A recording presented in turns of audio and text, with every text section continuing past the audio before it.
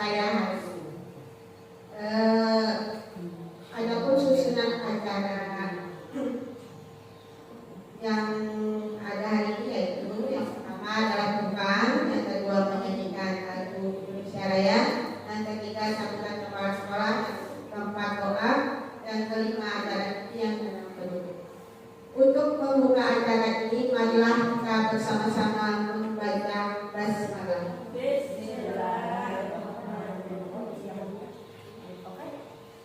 Menyanyikan lagu Indonesia Raya. Mari kita semua berdiri untuk mendengarkan dan menghayati lagu kebangsaan negara Republik Indonesia.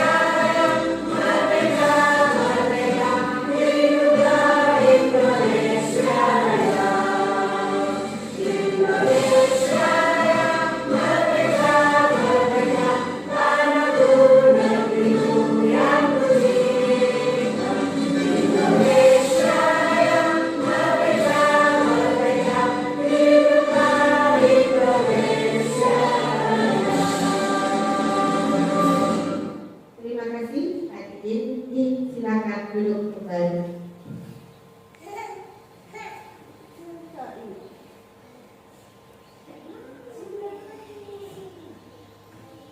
Acara selanjutnya sambutan dari Kepala Sekolah TK Negeri Buktinan kepada Ibu Padina SPD.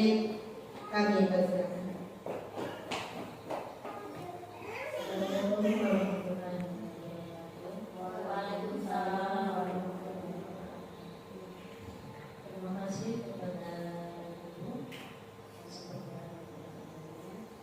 Pertama-tama dapat kita panjatkan puji dan syukur kehadiran Allah Subhanahu wa Ta'ala, yang mana pada pagi hari ini diberi kesempatan untuk bisa berkumpul di ruangan ini dalam satu acara, yaitu aksi nyata diskriminasi dan positif yang Pandora juga dari Salawat dan salam kepada Tuhan kepada pimpinan Nabi besar Muhammad Sallallahu Alaihi Wasallam, sahabat, kerabat, semua dari akhir tahun dari sahabat terima kasih saya ucapkan kembalinya kepada ibu-ibu yang menyempatkan waktunya untuk bisa berhadir di acara kami pada pagi hari ini, yang mana pada acara ini sangat penting untuk kita semua sebagai guru kita, karena ini adalah kelanjutan daripada kegiatan kita nantinya. Mudah-mudahan acara ini bisa terus dikembangkan dan bisa untuk menjadi motivasi kita untuk kedepannya, karena amat sangat penting sebagai kepala sekolah dan sebagai guru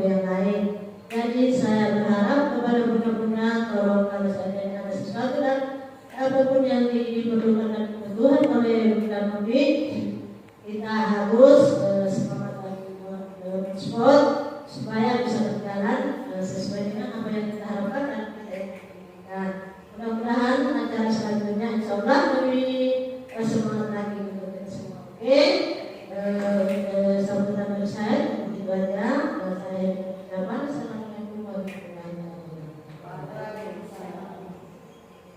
Terima kasih kepada Ibu Badira. Acara selanjutnya doa. Kami mohonkan kepada Bunda Iliani untuk memimpin doa bersama kepada Bunda kami.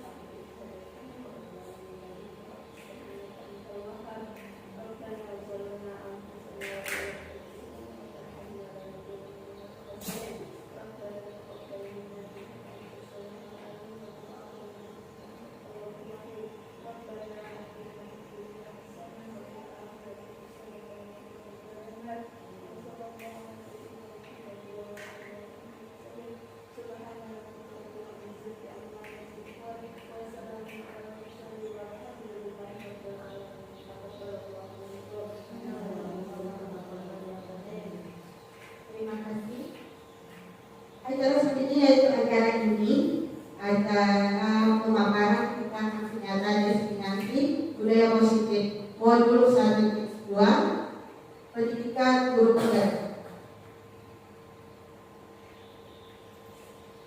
Baiklah, akan saya mulai. Assalamualaikum warahmatullahi wabarakatuh. Salam bahagia, salam guru penggerak. Perkenalkan, saya Novia Chandra Dewi, calon guru penggerak angkatan 11 dari TK Negeri Bina Pulau Barat, Kabupaten Kota Bandung. Dengan fasilitator dan pengajar praktik, fasilitator saya adalah Ibu Rosiana, pengajar praktik saya adalah Ibu Dian Rahmawati. Kali ini saya ingin mencoba memaparkan hasil pemahaman saya tentang budaya positif, yaitu di modul 1.4 yang sudah kami pelajari beberapa minggu hari. Di sini saya melakukan penindasan sebagai tugas wajib aksi nyata dari modul 1.4. Mudah-mudahan nanti ada yang berusaha sekali untuk menjadi calon guru penggerak berikutnya, karena insya Allah akan ada di bulan baru. Oke, tentang budaya positif. Apa itu budaya positif? Budaya positif adalah sebuah konsep yang menggambarkan nilai-nilai keyakinan dan kebiasaan positif dalam suatu lingkungan, baik itu di sekolah, keluarga, komunitas maupun tempat kerja. Ini adalah upaya sadar untuk menciptakan suasana yang mendukung pertumbuhan, pengembangan dan kesejahteraan untuk semua anggota. Nah, begitu juga di sekolah. Di sekolah kita wajib menumbuhkan budaya positif.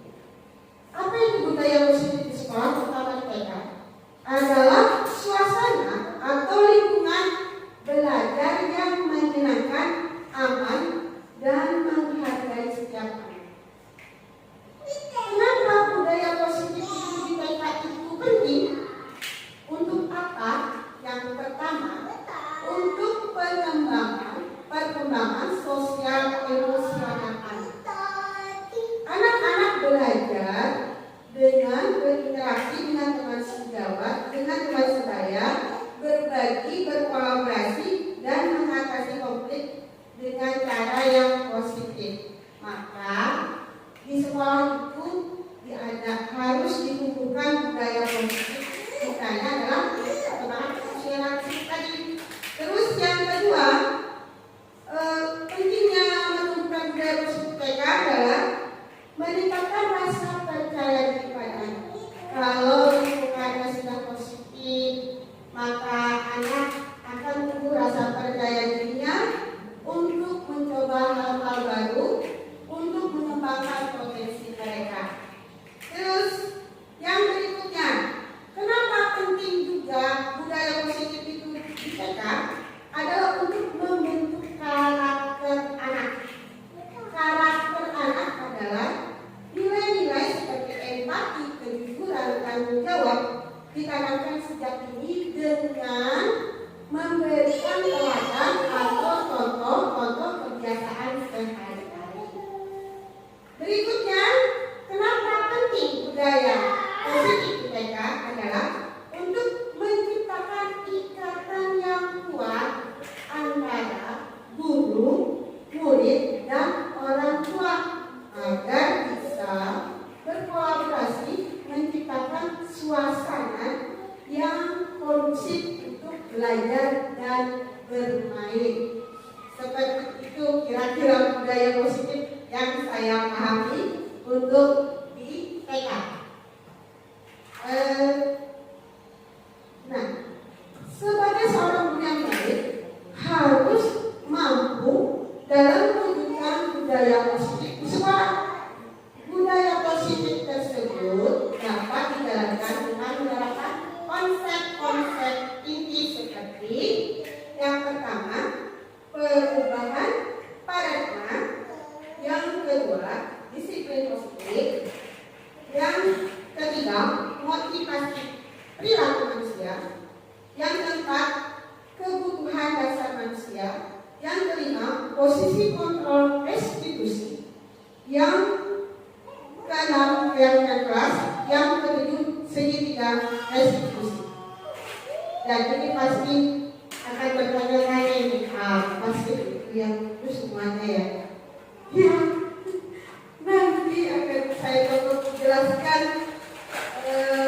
satu-satu, mudah-mudahan penjelasan saya, pemaparan saya bisa dipahami. Paradigma perubahan paradigma oke, sekarang kita akan ke konsep inti yang pertama, yaitu perubahan paradigma.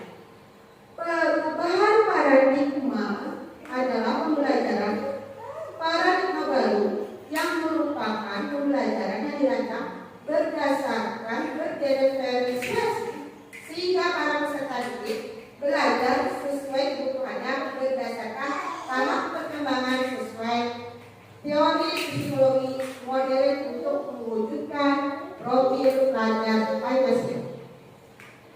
Perubahan paradigma ini sesuai dengan pemikiran Ki Hajar Dewantara.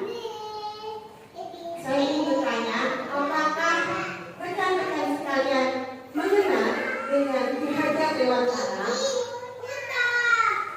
Siapakah Ki Hajar Dewantara?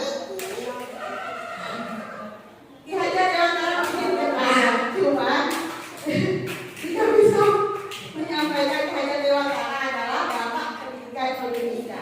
Nah, perubahan paradigma baru ini sesuai dengan pemikiran yang filosofi pemikiran Ki Hajar Dewantara, sesuai perubahannya yang sekarang ini paradigmanya. Makanya kenapa pendidikan di Indonesia telah mengalami transformasi seiring dengan perkembangan zaman, karena sesuai dengan pemikirannya Ki Hajar Dewantara. Kenapa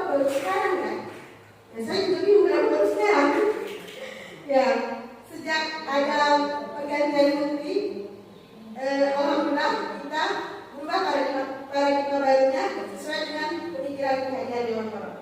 Pemikiran yang lama, guru itu adalah paradigma yang lama. Guru itu adalah pusat pembelajaran. Jadi guru itu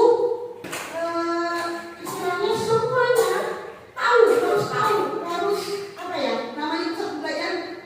Jadi mau tidak mau harus tahu kan? Harus menyampaikan. Jadi istilahnya budaknya semuanya ditampung oleh guru. Nah, itu paradigma lama. Sekarang paradigma barunya adalah bukan guru lagi yang sebagai sumber pusat pembelajaran, tapi murid sebagai pusat pembelajaran. Karena pembelajarannya berpihak kepada murid sekarang sesuai dengan filosofi pendidikan Ki Hajar Dewantara. Yaitu pengajarannya paradigma lama adalah bersifat pasif. Kalau paradigma baru pembelajarannya bersifat aktif dan partisipatif. Untuk kurikulum di paradigma lama, kurikulum seragam, sama semuanya. Dari TK yang di kota, yang di desa, yang dimanapun sama, ya kan? Nah, kalau yang di paradigma baru, kurikulumnya fleksibel dan relevan sesuai dengan konteks di tempat kita. Terus untuk penekanan, untuk paradigma lama, penekanannya pada hafalan. Mereka wajib hafal, ya kan? Nah, terus untuk paradigma baru, fokus pada pemahaman, anak itu harus paham dan penerapan. Terus untuk paradigma lama, pendidikannya berorientasi pada ujian. Sedangkan paradigma baru, pendidikan berorientasi pada pengembangan potensi. Di paradigma lama, pendidikan terpisah dari kehidupan. Artinya pendidikan kehidupan sehari-hari. Sedangkan di paradigma baru, pendidikan sebagai bagian integral dari kehidupan. Jadi menyatu antara kehidupan dan pendidikan. Begitu. Terus untuk perubahan paradigma yang terjadi, adanya pergeseran dari guru sebagai pusat pembelajaran. Ini apa tadi? Guru lebih menjadi fasilitator dan motivator. Jadi kita cuma menuntun, memotivasi dan memfasilitasi anak untuk belajar. Yang kedua, perubahan paradigma yang terjadi adalah penerapan pembelajaran yang berpusat pada murid. Metode pembelajarannya lebih bervariasi dan menarik diterapkan untuk mengakomodasi berbagai gaya belajar. Nah, berarti penerapan belajar itu berpusat pada murid dan harus kita membuatnya bervariasi dan menarik sesuai dengan minat anak. Pentingnya pengembangan karakter selain kognitif, ada juga pergeseran pentingnya pengembangan karakter pada perubahan paradigma yang terjadi. Selain kognitif, aspek afektif dan psikomotorik juga diperhatikan. Nilai-nilai luhur seperti gotong royong, toleransi, dan integrasi menjadi bagian penting dalam pendidikan. Yang keempat adalah pemanfaatan teknologi. Teknologi informasi dan komunikasi digunakan untuk memperkaya proses pembelajaran dan membuka akses terhadap sumber belajar yang lebih luas. Contohnya, penggunaan gadget sekarang. Itu bisa digunakan anak belajar. Kalau dulu tidak boleh. Ya, sekarang kita sedang memfasilitasi bagaimana anak menggunakan gadget untuk belajar, bukan dilarang. Nah, terus relevansi dengan konteks budaya. Pendidikan tidak hanya berfokus pada pengetahuan akademik, tapi juga mempertimbangkan nilai-nilai budaya lokal dan kebutuhan masyarakat.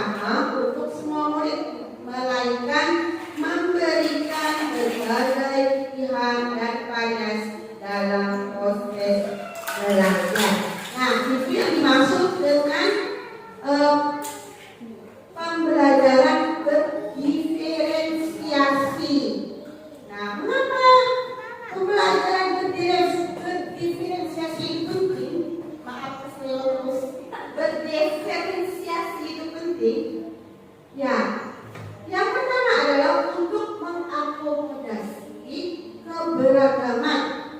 Setiap siswa memiliki gaya belajar, minat dan tingkat pemahaman yang berbeda.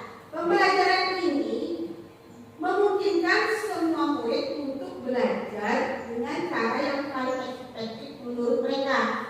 Jadi kita mengakomodasi keberagaman tersebut setiap siswa karena gaya belajar mereka beda-beda, minat mereka juga beda, tingkat pemahamannya pun berbeda. Nah, maka kita mengakomodasinya di pembelajaran berdiferensiasi ini. Kenapa penting juga pembelajaran berdiferensiasi ini? Yang kedua adalah untuk meningkatkan motivasi. Ketika siswa merasa tantangan dan dukungan yang sesuai dengan kemampuan mereka, motivasi mereka akan meningkat. Jadi kalau kita motivasi mereka merasa tantangan, dukungannya pun sesuai, maka kemampuan mereka dalam belajar akan meningkat. Yang ketiga selanjutnya adalah kenapa pembelajaran berdiferensiasi itu penting, adalah meningkatkan hasil belajar. Dengan pembelajaran yang disesuaikan, siswa lebih mudah memahami materi dan mencapai tujuan pembelajaran. Yang keempat, pembelajaran berdiferensiasi itu penting adalah untuk mengembangkan keterampilan berpikir kritis.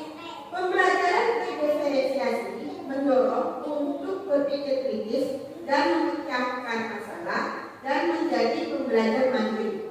Jadi mereka berpikir kritis, mereka bisa menyelesaikan masalah dalam pembelajarannya sendiri karena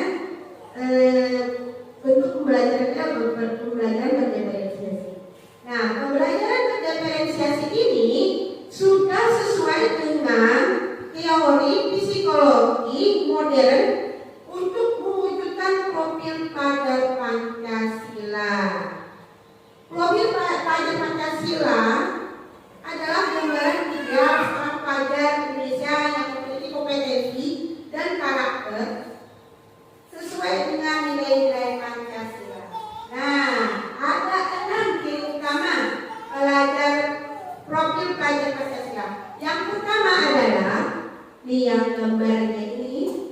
Yang pertama adalah beriman, bertakwa kepada Tuhan yang Maha Esa dan berakhlak mulia. Di sini pelajar yang memahami dan mengamalkan ajaran agama atau kepercayaannya serta memiliki akhlak yang baik dalam berinteraksi dengan Tuhan, dengan sesama manusia, alam dan negara. Itu ciri profil pelajar Pancasila yang pertama. Ciri yang kedua adalah berkebinekaan global. Yang dimaksud berkebinekaan global adalah pelajar yang warna ungu ya Bu. Lihat Bu, warna ungu. Berkebinekaan global adalah pelajar yang menghargai keberagaman budaya, mampu berkomunikasi dengan orang dari latar belakang yang berbeda dan memiliki rasa tanggung jawab terhadap keberagaman di Indonesia dan di dunia. Wah, berarti kita jadinya anak-anak itu bisa menghargai keberagaman kebudayaan yang ada di dunia ini. Yang ketiga, ciri yang ketiga adalah gotong royong. Profil pelajar Pancasila yang ketiga adalah gotong royong. Pelajar yang memiliki jiwa sosial tinggi, suka bekerja sama dan saling bantu dalam menyelesaikan masalah. Profil pelajar berikutnya yang keempat adalah mandiri. Pelajar yang mampu belajar mandiri mana? Ini. Pelajar yang mampu belajar secara mandiri, bertanggung jawab atas tindakannya dan memiliki inisiatif yang tinggi. Profil pelajar Pancasila yang kelima adalah bernalar kritis.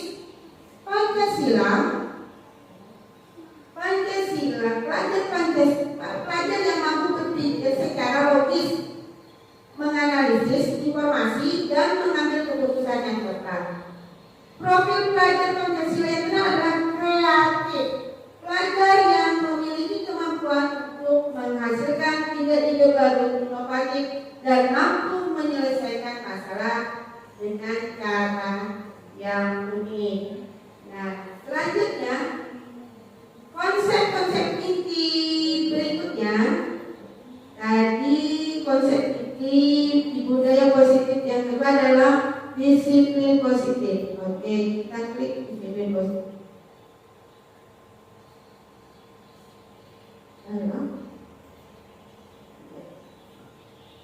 Disiplin positif adalah pendekatan pengasuhan yang bertujuan untuk membangun kedisiplinan yang ada di dalam diri anak tanpa menggunakan hukuman dan atau hadiah.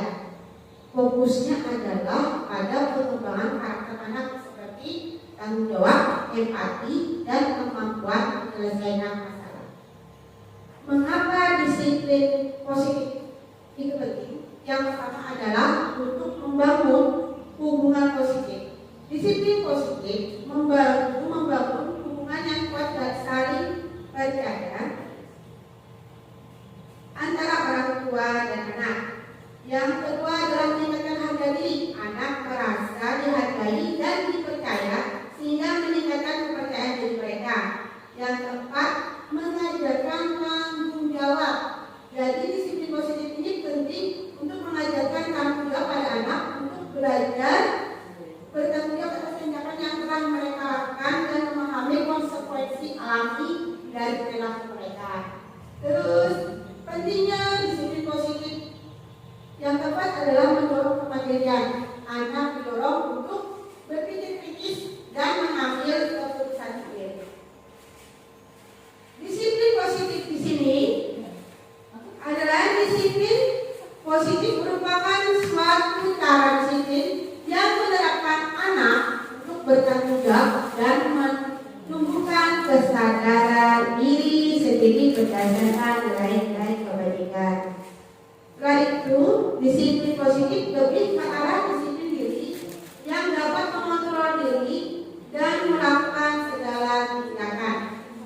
Disiplin diri dapat membuat murid memahami dan menyadari berdasarkan motivasi internal bukan akibat paksaan dan ujian ataupun hukuman. Sudah saya baca. Ini pentingnya disiplin positif yang ada di sekolah. Kemudian konsep inti yang berikutnya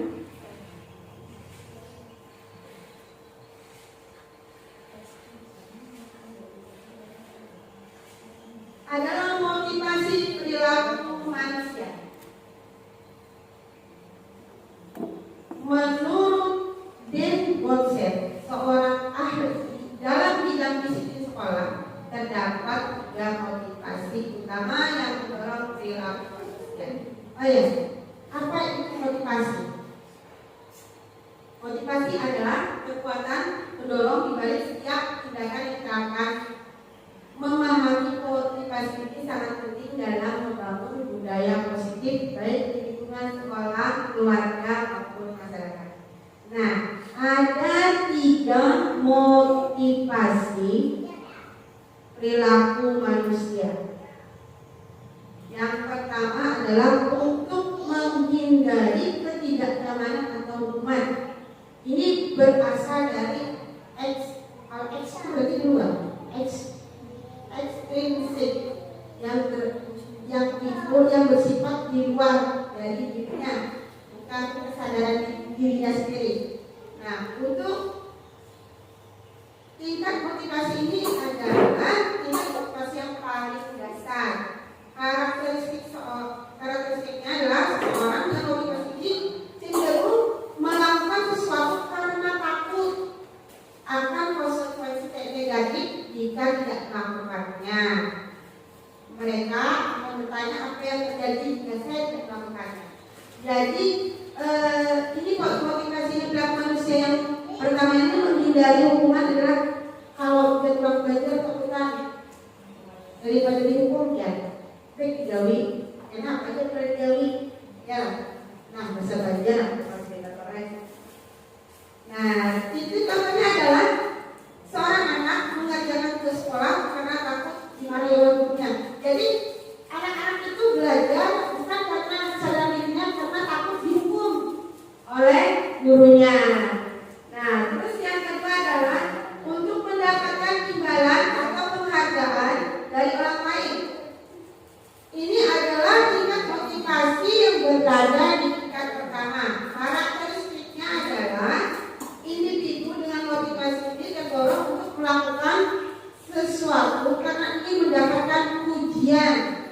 kepribadian atau kemampuan dari orang lain. Nah, contohnya apa nih? Ini berasal dari luar diri sendiri nih. Contohnya apa? Mendapatkan imbalan dan penghargaan dari orang lain. Contohnya seorang misalnya ingin bekerja, ingin mengajar di sekolah, ingin mendapat ujian saja dari kepala sekolah dan sadar sejauh saja, bukan apa sebagai kesadaran dirinya bahwa itu adalah suatu kewajiban. Ya. Terus yang ketiga adalah untuk menjadi orang yang mereka inginkan dan menghargai diri sendiri dengan nilai-nilai yang mereka percaya. Ini bersifat intrinsik. Orang yang motivasi ini melakukan sesuatu karena nilai-nilai yang mereka yakini dan ingin menjadi pribadi lebih baik. Yang mereka yakini dan ingin menjadi pribadi yang lebih baik.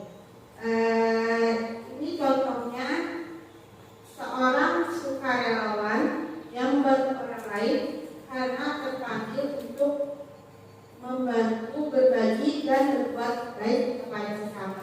Jadi kesadarannya, motivasinya berasal dari dalam diri dia sendiri. Kalau yang tadi yang untuk menghindari ketidaknyamanan atau hukuman itu berasal dari luar karena dia takut kena hukuman. Terus yang kedua, mendapatkan dalam kemudian mereka melakukan pekerjaan itu, mereka melakukan belajar itu hanya ingin dapat ujian.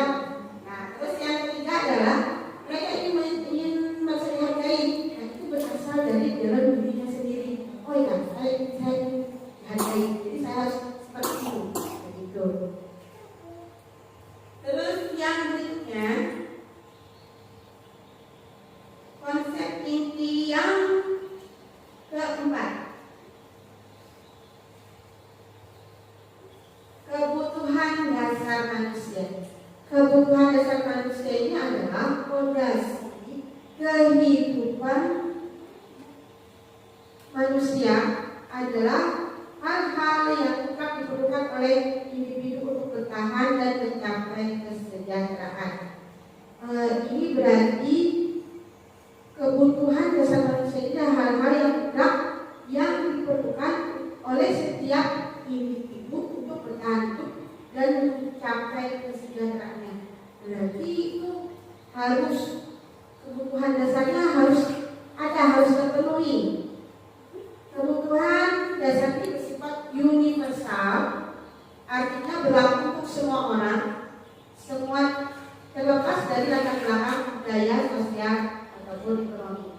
Nah, dari pernyataan yang ada, ketika murid melakukan suatu perbuatan yang bertentangan dengan nilai dan kebajikan atau melanggar peraturan, hal itu sebenarnya mereka gagal dalam memenuhi kebutuhan dasar mereka. Apa saja kebutuhan dasar?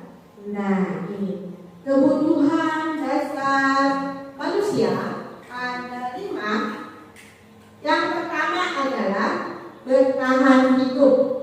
Jadi untuk bertahan hidup, manusia perlu makanan, pakaian, tempat tinggal, keamanan dan kesehatan. Setelah itu yang kedua, kasih sayang dan rasa diterima. Rasa diterima dan diperdulikan, berbagi, kerjasama menjadi bagian dalam kelompok. Jadi mereka ingin merasa disayangi dan diterima oleh kelompok. Yang ketiga adalah penguasaan. Harga diri, keinginan untuk dianggap memimpin, berprestasi, diakui dan didengar. Yang keempat adalah kebebasan. Kebebasan ketiga itu adalah mandiri, memiliki pilihan, mencoba hal baru dan mampu mengendalikan arah hidupnya. Yang kelima adalah kesenangan, yaitu bermain, humor, antusias dan tertawa. Nah, di sini ada, saya akan bacakan studi kasus yang mudah-mudahan ini bisa menjadi pemahaman bahwa ini adalah kebutuhan dasar manusia, bertahan hidup, terus kasih sayang, penguasaan, kebebasan, dan kesenangan. Oke, ini kebetulan Ibu Julaiha di sini. Ibu Julaiha adalah seorang wali kelas sedang bingung menghadapi ulang salah satu muridnya di kelas yang bernama Tommy. Beberapa anak telah mengeluhkan Tommy yang sering kali meminta bekal makan siang mereka dengan paksa. Jika Anda menghadapi situasi seperti Ibu Julaiha, apa yang Anda akan lakukan? Menurut Anda, kira-kira apa alasan Tommy melakukan hal itu? Kenapa Tommy jadi minta bekal teman-temannya? Karena dia lapar dan orang tuanya yang membawakannya bekal makan siang. Maka kebutuhan dasar yang sedang berusaha dipenuhi Tommy adalah apa? Bertahan hidup. Karena lapar kan? Tadi kita bekal teman-temannya. Jadi dia untuk memenuhi kebutuhan yang bertahan hidup yaitu makanan, mereka meminta bekal kepada teman-temannya. Karena orang tuanya juga tidak membawakan bekal. Karena dia merasa senang, temannya jadi memperhatikan dia. Ketika temannya melakukan tindakan itu pada gurunya dan gurunya memberitahu orang tuanya, sehingga orang tuanya jadi memperhatikan dia, maka kebutuhan dasar apa yang sedang Tommy penuhi? Mencari perhatian. Berarti apa? Dia meminta kasih sayang. Dia meminta kasih sayang dan rasa ingin diterima.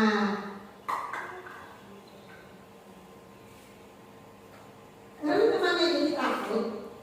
Karena temannya jadi takut dengan dia dan menuruti keinginannya, maka sebetulnya Tommy sedang berusaha memenuhi kebutuhan dasarnya akan apa tuh? Harapnya, misalnya penguasaan, ya. Harap punya lo, wah, aku nih minta berikam lo, aku tadi kan, harap penguasaan. Ada lu berikan aku. Oh iya.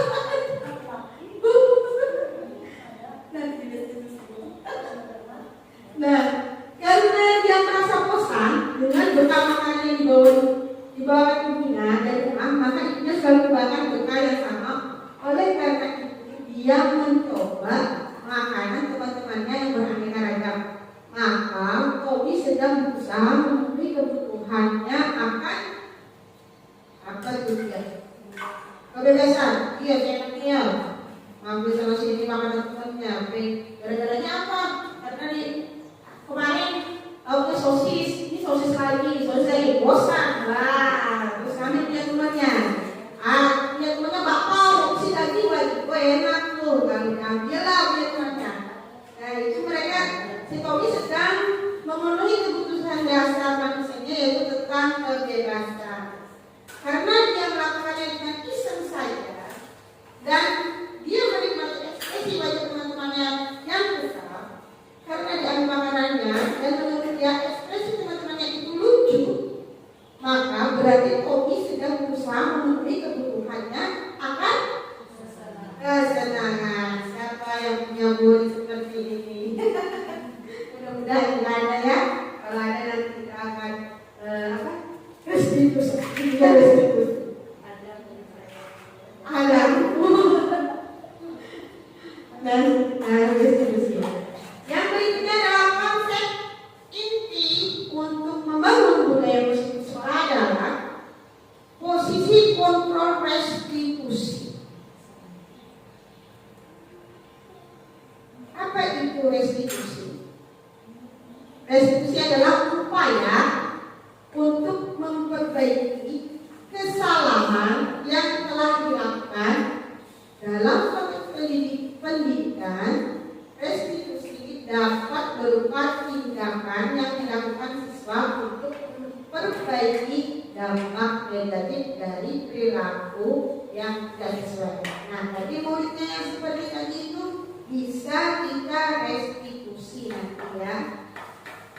5 konsep posisi kontrol restitusi ini sering digunakan dalam dunia pendidikan, terutama dalam konteks disiplin dan pengolahan kelas. Konsep ini dikembangkan berdasarkan teori kontrol dari Dr. William Glasser.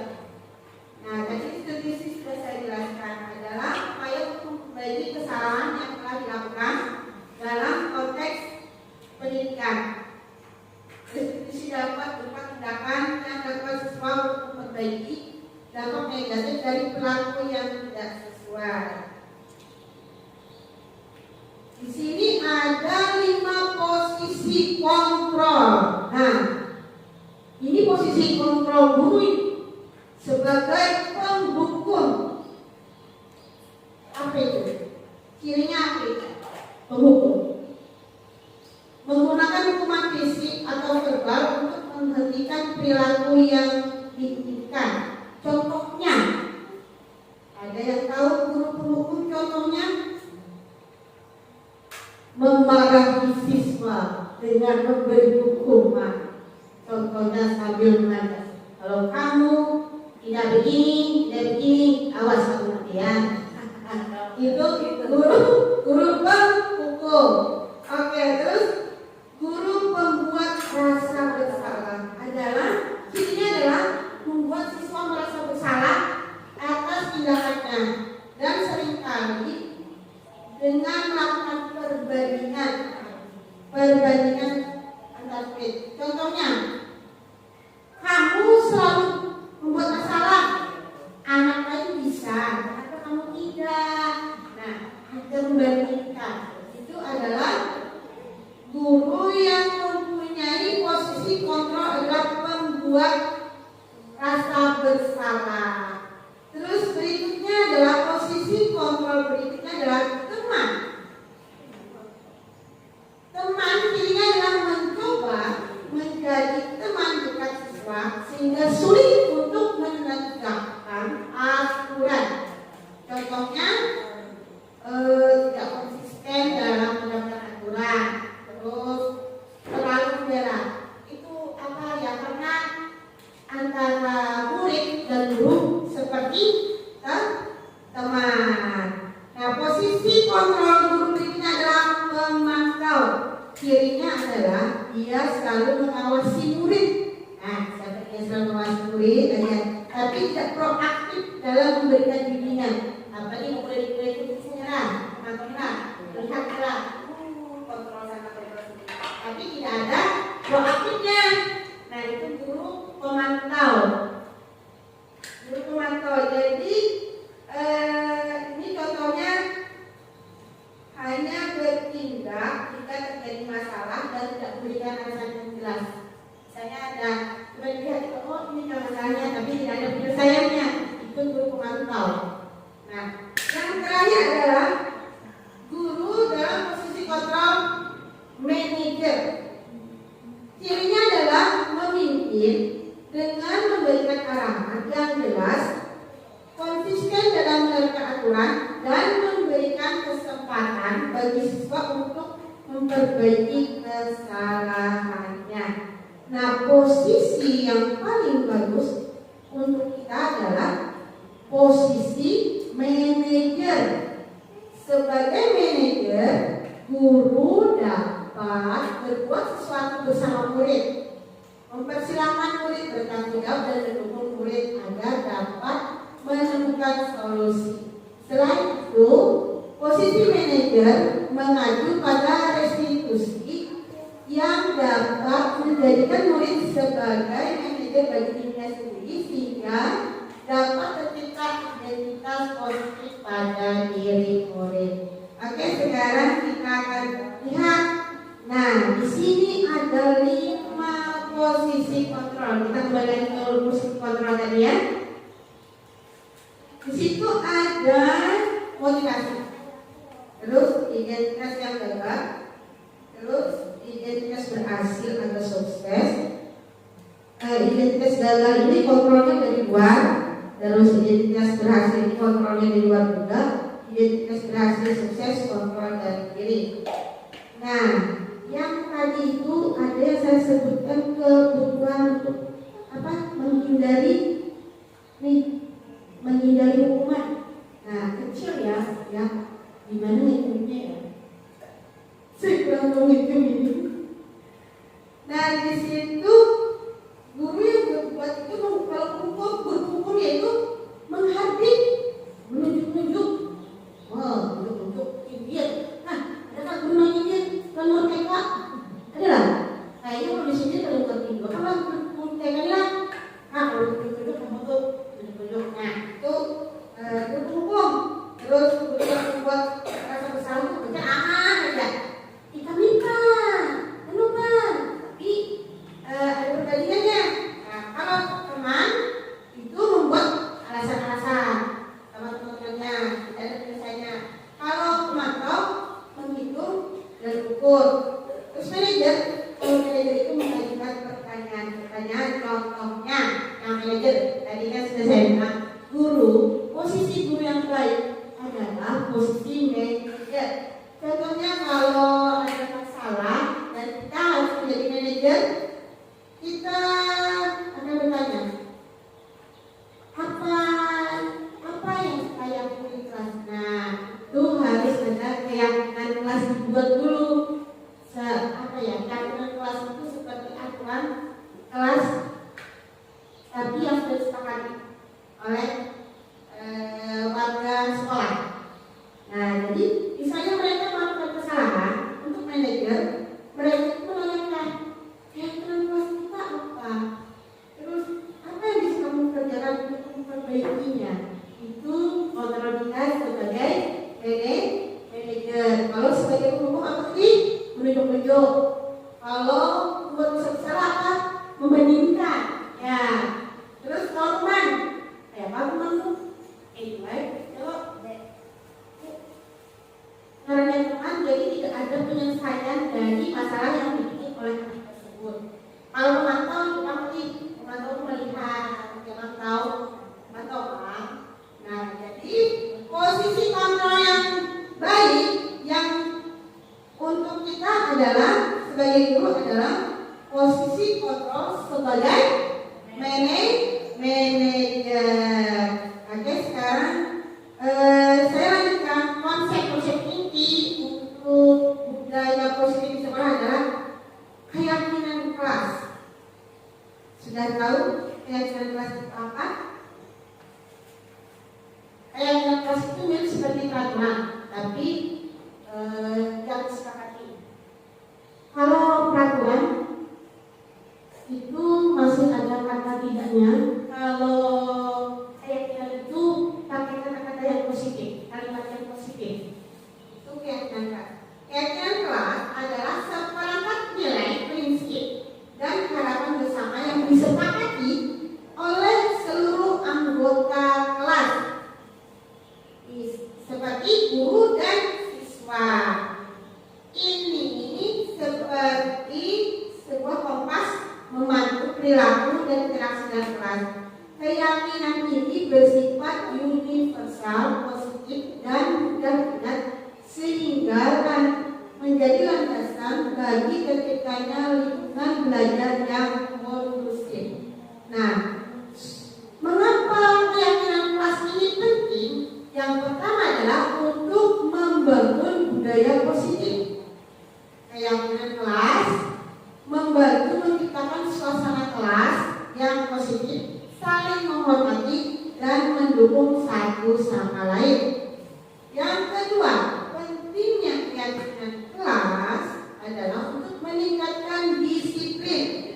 Dengan adanya kegiatan kelas, dengan adanya kegiatan kelas, siswa akan lebih termotivasi untuk berperilaku baik dan bertanggung jawab. Yang kedua, keyakinan kelas penting adalah untuk memperkuat kerjasama. Keyakinan kelas mendorong untuk siswa bekerja sama dalam mencapai tujuan bersama.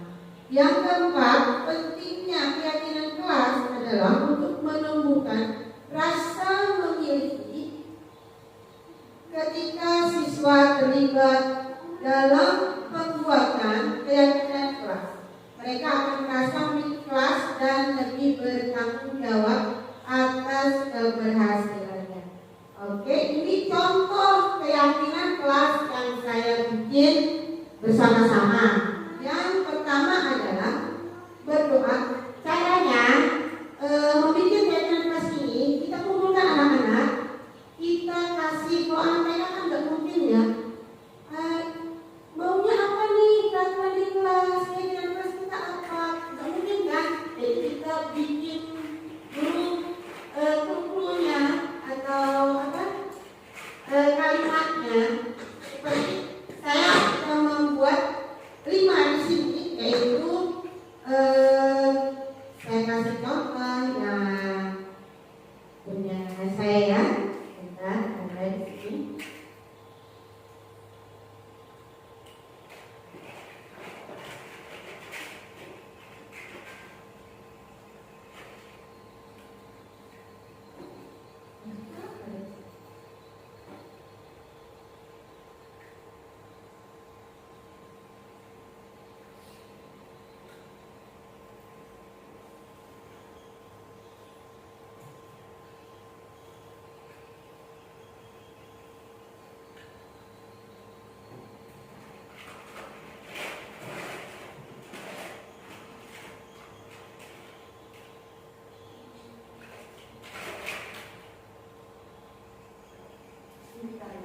Saya lupa bapaknya di mana. Ada videonya itu.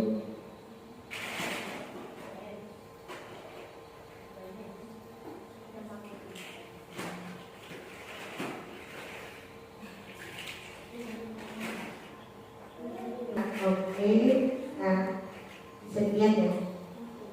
Ini yang saya main. Saya membuat kesepakatan kelas untuk kelompok B. Saya minta pendapat dari anak-anak. Nah, terus begini, mereka tidak mungkin baca tulisannya kan, jadi mereka ada gambar. Dan apa ini? Apa? Kalau dilihat, kalian itu siapa kalian? Ada yang bilang sholat, oke, boleh. Ada yang bilang berdoa, Bu. Ya, jadi kita akan bikin kesepakatan yang pertama adalah berdoa sebelum dan sudah ke kegiatan. Terus yang berikutnya ini kayaknya saya ini kemarin lah. Saya berkata apa ini? Belajar, Bu. Belajar anak-anak, Bu. Banyak tuh. Kan gambarnya mereka lihat ya. Nah, di sini saya mengarahkan anak-anak kalau gambar tersebut adalah untuk fokus dan mandiri dalam belajar. Jadi anak-anak itu kalau sedang belajar mereka fokus dan mandiri dalam mengerjakan tugas yang diberikan. Nah, itu keyakinan kedua. Keyakinan yang ketiga, nah apa ini? Ada kerjasama, ada bermain. Jadi di sini saya membuat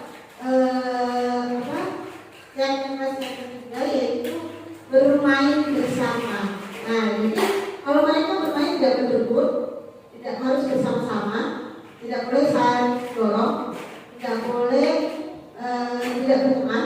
Karena kan anak-anak yang suka sama.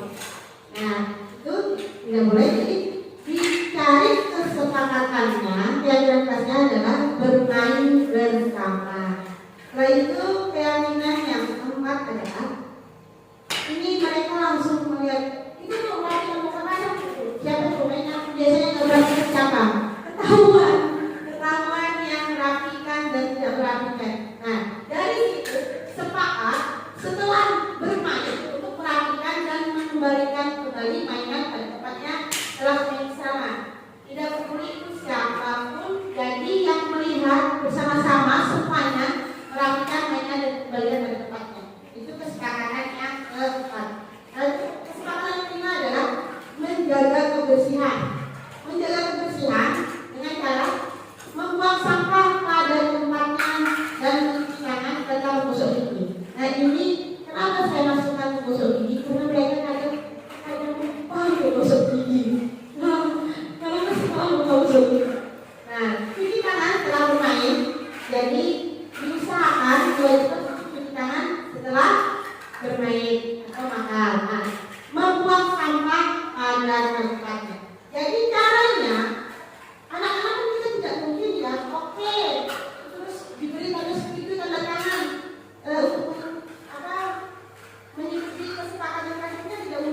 Jadi saya buat, saya pinjam dari belum saya transfer ke laptop masih di HP. Nah, jadi saya buat itu untuk kesepakatannya adalah mereka berkumpul. Jadi saya ulang lagi atas ini saya bikin reportnya, saya nempel. Bagaimana dengan ini? Apakah anak setuju? Apakah setuju setuju?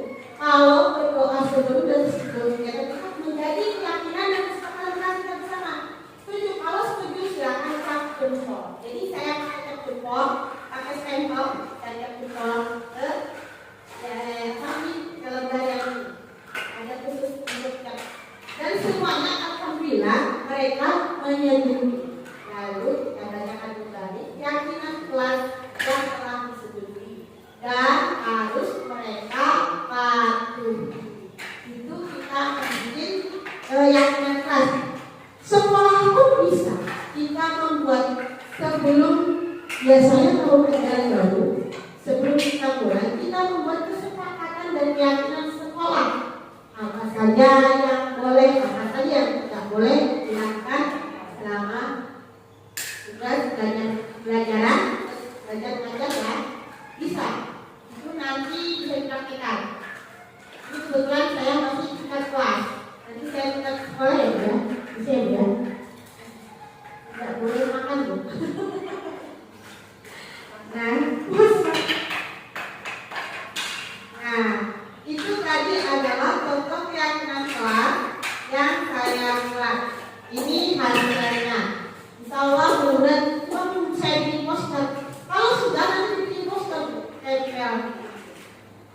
Begitu supaya anak-anak ini yang dibikin kemarin kesepakatan keyakinan kelas kita bersama. Nah, selanjutnya adalah segitiga restitusi. Ini tadi yang saya bilang ya, segitiga restitusi. Segitiga restitusi adalah sebuah pendekatan yang digunakan untuk membantu seseorang, terutama anak-anak, untuk belajar dari kesalahan mereka dan memperbaiki hubungan yang rusak akibat kesalahan tersebut. Ini adalah bagian dari disiplin positif yang menekankan pada pembimbingan dan pemahaman daripada hubungan.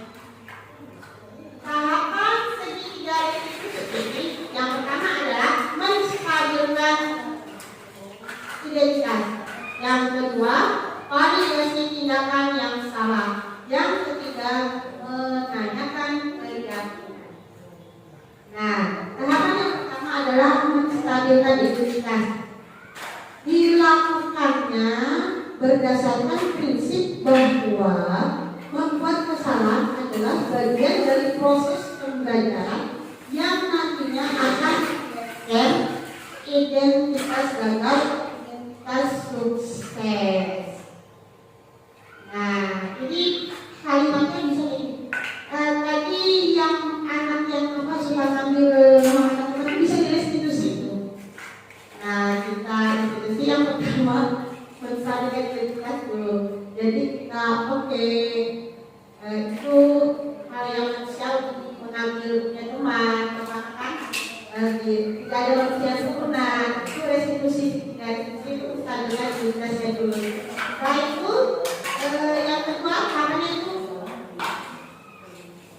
memvalidasi tindakan yang salah. Dilakukan berdasarkan prinsip bahwa setiap perilaku berupaya memenuhi suatu kebutuhan tertentu sehingga guru atau orang tua akan bergeser dari pemikiran stimulus respon menjadi proaktif serta lebih mengenali dan mengakui kebutuhan murid atau anak. Nah, setelah kita tadi identifikasi menstabilkan identitasnya, terus kita memvalidasi tindakan yang salah. Pertanyaan itu kalau anak kita susah ya, tapi saya mencoba kemarin saya alhamdulillah ada 2 kasus. Jadi kita tanya, kenapa kamu melakukan itu? Apakah itu penting buat kamu? Nah, pertanyaan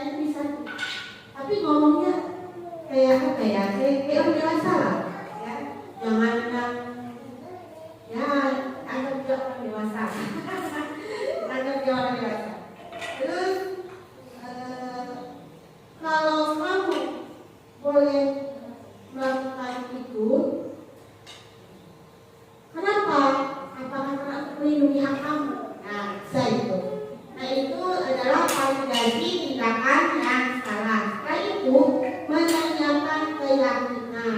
Setelah kita tadi menstabilkan identitas, validasi yang salah, keyakinan dilakukan memberi pertanyaan-pertanyaan yang bermakna pada murid atau anak yang memunculkan motivasi serta intrinsik sehingga mampu mengaitkan keyakinannya dengan tindakan yang salah.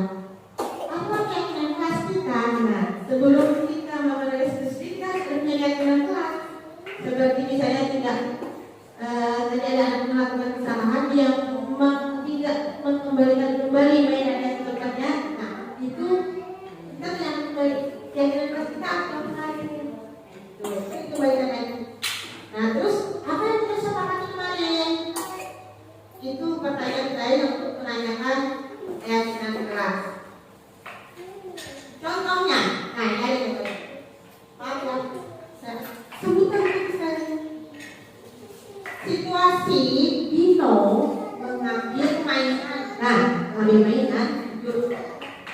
mengambil mainan milik Anto tanpa izin dan Anto bermain. Tahapan institusinya yang pertama menstabilkan identitas guru. Dino, sepertinya kamu sedang marah. Apa yang kamu rasakan saat ini? Tujuannya adalah untuk membantu Dino memahami emosinya dan merasa didengarkan.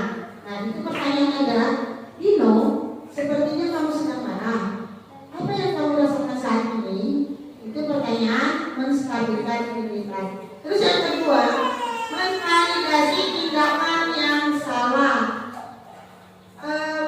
Pertanyaan berikutnya adalah, apa yang sebenarnya kamu ingin lakukan dengan mengambil mainan Anto?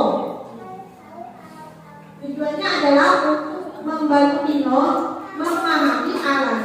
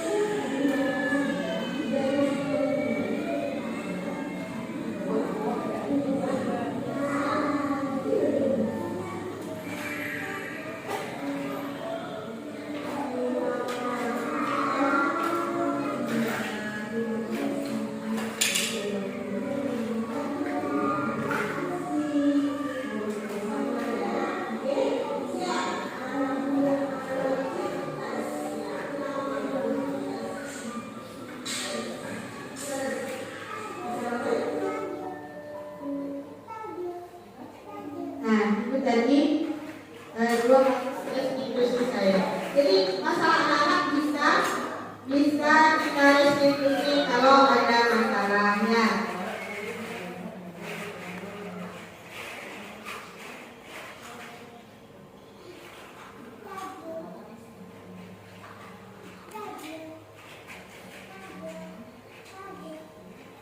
Nah, demikian tadi penjelasan saya, pemaparan saya tentang diskriminasi kebebasan penerapan budaya positif yang saya pelajari di modul 1.4 tentang budaya positif pendidikan untuk bergerak.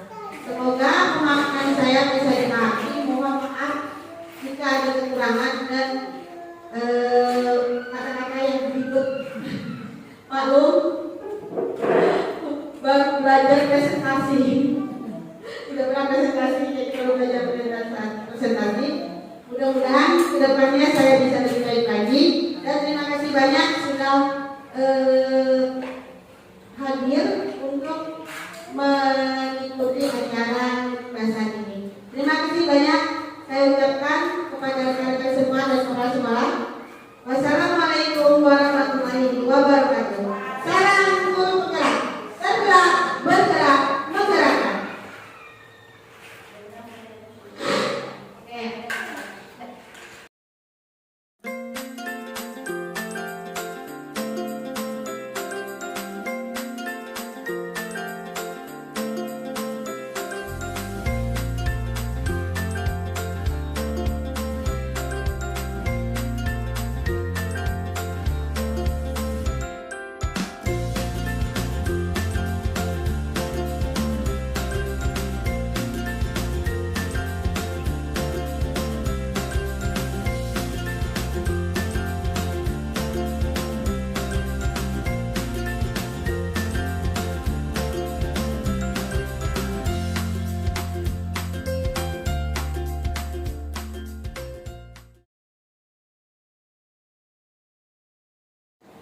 Assalamualaikum anak-anak. Waalaikumsalam. Oke, hari ini kita akan membuat kesepakatan kelas. Apa itu kesepakatan kelas? Kesepakatan yaitu kita sepakat, kita setuju tentang aturan yang ada di kelas dan sekolah. Ya, ngerti? Oke, jadi kita lihat dulu kesepakatannya yang pertama apa, ya? Kita lihat. Nah, ini apa ya? Namanya kok begini? Kalau kita tiap hari, tiap pagi sebelum berdoa, berarti kita sebelum dan sesudah kegiatan, setelah belajar dan bermain, kita berdoa. Ya, Apip ya, Apip, kita sesudah dan setelah belajar kita apa? Berdoa. Oke, terus yang kedua apa ya? Nah, apa nih? Belajarnya bagaimana? Belajarnya harus fokus dan mandiri. Artinya mandiri apa? Ya kan? Kalau mandiri berarti belajar sendiri dan fokus. Ya, berarti harus ya belajarnya harus fokus dan mandiri. Terus yang ketiga kita lihat kesepakatannya. Nah, bermain. Ya, bermain itu. Bermain apa tuh? Bermain apa itu? Bermain prosotan. Terus bermain apa lagi? Kuningan. Terus apa lagi? Tuh yang naik apa tuh? Sama enggak? Nah, ada naik juga. Ya, naik tangga. Oke. Nah, itu kalau bermain berarti harus bersama-sama. Tidak boleh berebutan, harus bergantian. Terus apa lagi? Hah? Iya, tangannya banyak. Berarti bermainnya harus bersama-sama. Tuh juga main bongkar pasangnya harus bersama-sama. tidak boleh berebut, tidak boleh menguasai sendiri, harus bersama-sama. Oke, sekarang yang berikutnya, ayo. Nah, apa ini dia? Apa merapikan mainan, mengembalikan di tempat? Merapikan dan mengembalikan mainan pada tempatnya setelah bermain bersama. Setuju? Setuju. Berarti supaya apa? Mainannya supaya rapi lagi, supaya tidak hilang. Jadi dirapikan dan dikembalikan kembali ke tempatnya. Oke, nah, terus yang selanjutnya, menjaga kebersihan dan kesehatan. Ini apa ini? Buang sampah pada tempatnya. Setuju? Ya, supaya apa? Supaya bersih ruangan kita, kelas kita, sekolah kita, dan tidak menjadikan penyakit karena di sampah itu sarangnya kuman, ya. Nah, terus apa lagi? Mencuci tangan. Setelah kegiatan jangan lupa mencuci tangan. Terus habis itu apa ini? Sikat gigi adalah bagian dari menjaga kesehatan, ya. Harus sikat gigi. Oke, ini setuju? Setuju. Kalau setuju, sekarang kita susun kesepakatannya. Yang pertama, tadi apa?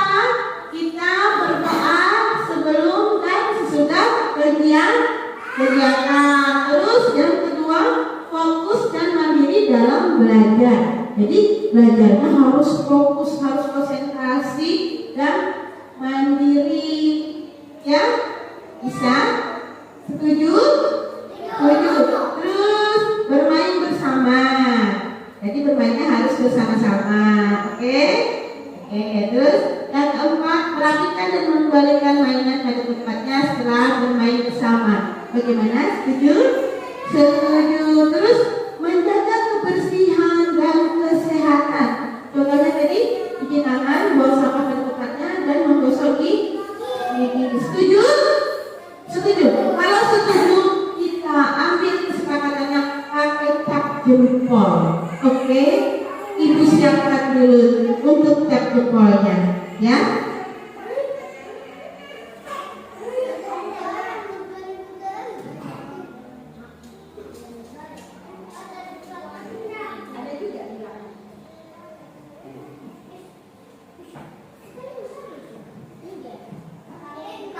Nah, ini cap jempolnya. Kalau anak ibu setuju, tadi kita berdoa sebelum dan sesudah kegiatan. Setuju?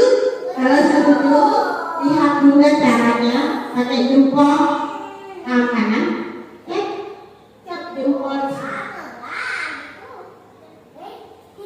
Oke, bisa. Terus yang berikutnya lagi, kalau setuju fokus dan mandiri dalam belajar. Setuju tidak? Setuju. Cap jempol lagi. Oke, berarti Anda setuju. Terus bermain bersama. Setuju tidak? Setuju. Jempol lagi. Oke, nanti yang berikutnya di papan belakang ada, tapi kita selesaikan dulu yang di depan. Oke, biar tidak ulang balik. Oke, siap? Siapa yang duluan mau cap jempol ini? Aisyah. Oke, Aisyah ditaruh dulu minumnya di meja, biar tidak tumpah ya. Taruh dulu di meja, biar tidak tumpah. Yuk, cap jempol dulu tangannya, dan jempol kanannya mana? Ini taruh di meja dulu ya. Ya. Oke, berdoa sebelum. Ya. Di sini di sebelah. Iya. Terus lagi. Menyetujui. Iya. Terus bermain bersama. Setuju tidak? Oke, siap. Terus nanti yang di belakang ada ya. Oke, silakan duduk dulu Aisyah. Terus yang berikutnya Ahmad. Silakan Ahmad.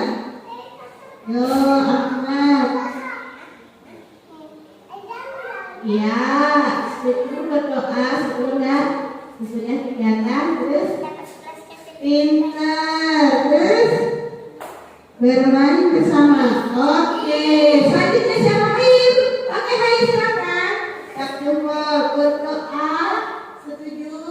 Di atas. Oke, terus fokus. Iya, pintar. Terima kasih. Siapa selanjutnya Reina? Oke Reina, coba Reina. Berdoa dulu. Ya, terus pelan-pelan Reina. Ya. Oke, terus coba lagi. Nasma, ya Nasma. Coba Nasma. Berdoa. Berdoa. Iya. Fokus. Setuju. Oke, terima kasih.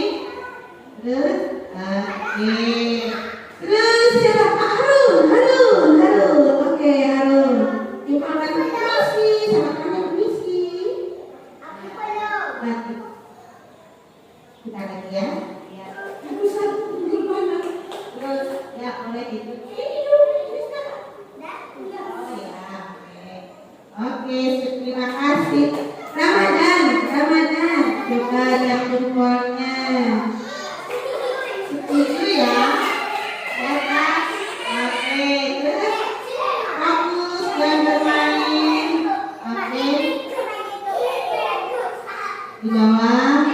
Oke. Siapa lagi? Ajrin sudah? Oke. Ajrin. Oke. Dan Apip duduk lagi. Belum kan? Ya, Apip belum kan? Ya, setuju. Terus bawah lagi.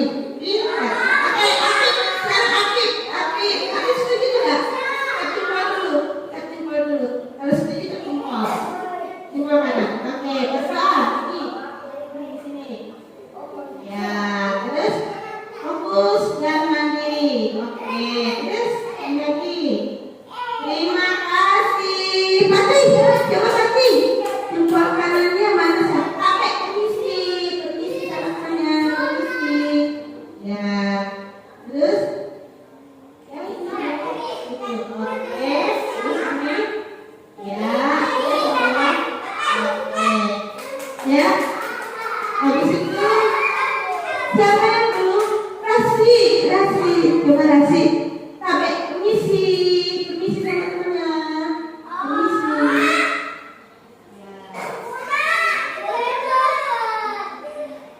Terus ini. Ya, terus ini.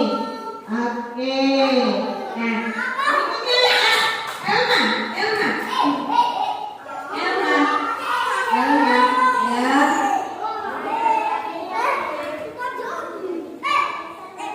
Ya, terus Yui. Oke, Meira. Ini pola kanannya. Ini, ya.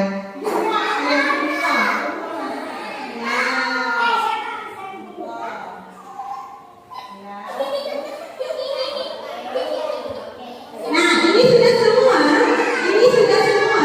Sekarang kita kesepakatan yang keempat dan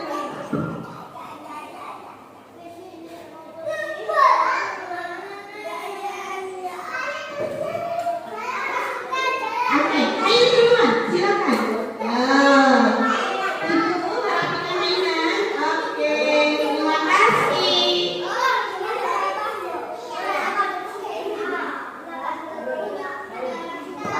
Mana dulu? Ya, Adrin, ya. Kesepakatan berikutnya yaitu merapikan. Ya, oke. Kasih bisa duduk yang tertib. Bisa minta kamu duduk yang tertib. Terima kasih. Terus Ramadan.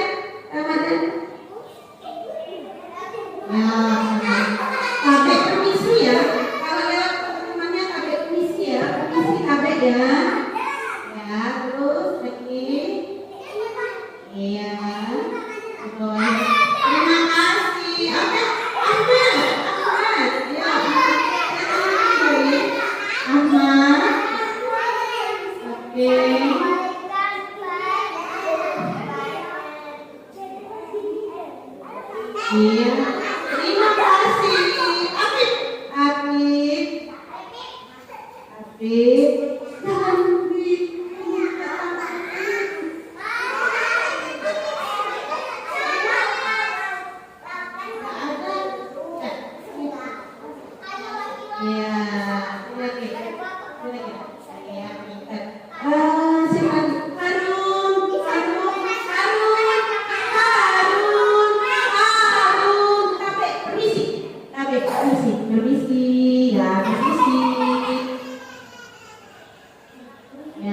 terus Oh my god.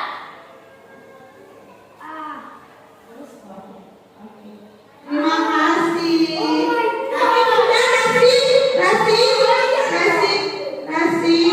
Kami permisi ya, kalau teman-temannya lewat. Permisi yo. Iya. Terus bawahnya. Iya. Terus berikutnya Pati.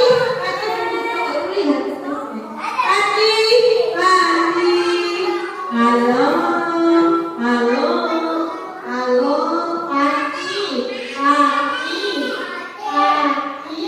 Halo. Ya, tapi permisi. Ya, oke. Terus di bawahnya. Di sini. Oke, ceweknya Elma. Oke, silakan. Tangan ke atas, ke samping, ke depan, tangan dilipat, duduk bagus. Oke, duduknya aktif ya. Sudah, terima kasih. Terus sekarang Isa, ayo. Isa, lagi. Ya, bawahnya. Terima kasih, Reina. Di sini bawah. Maira, mana Maira? Ayo. Nah, di atas. Terima kasih. Terus Angela juga ya. Terima kasih. Siapa dulu? Rasma belum ya? Oke. Rasma. Yuk. Oke. Terus. Ya, bawah. Terima kasih. Terima kasih semuanya. Sekarang kita sepakat ya. Oke, tangan ke atas, ke samping, ke depan, tangan dilipat untuk bagus. Sekarang kita sepakat kalau hasil kesepakatan kita itu yang pertama berdoa sebelum dan sesudah belajar atau sesudah dibiarkan. Yang kedua, fokus dan mandiri dalam belajar. Yang ketiga, bermainnya harus bersama. Yang keempat, merapikan dan mengembalikan mainan setelah bermain bersama. Yang kelima, menjaga kebersihan dan kesehatan. Terima kasih anakku semua. Sekarang kita udah kita semuanya. Terima kasih. Assalamualaikum warahmatullahi